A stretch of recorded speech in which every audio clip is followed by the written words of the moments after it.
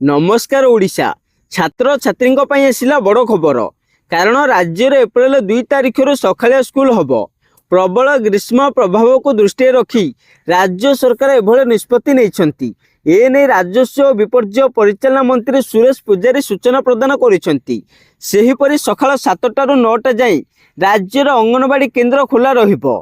आउ ताती बढ़िले अंगनवाड़ी केन्द्र छुट्टी सहित पिलांक पई खाद्य होम डिलीवरी करा जिवो। सेही भली श्रमिक मानक पई मध्य निर्दिष्ट समय सीमा निर्धारण करा जायछि।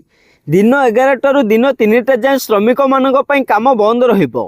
एथिरे खिलापकारी विरुद्ध में दृढ़ कार्यानुष्ठान नियाजिबो बोली मंत्री सूचना दैछंती। बन्या बात्या भली ग्रीष्म प्रवाह मध्य जीरो कार्यालयटे लक्ष्य रखा जायछि।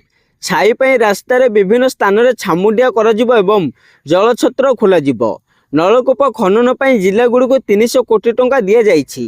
अघोषित बिजुली काट हेबनी। दिन 11टा ରୁ 3टा एवं राति रे विद्युत काट हेबनी किंतु घोषित विद्युत काट हेबो बोली मंत्री कहिसंती। मोर वीडियोटी आपनको भलो लागिथिले वीडियो को गोटे लाइक चैनल को सब्सक्राइब कर देबे।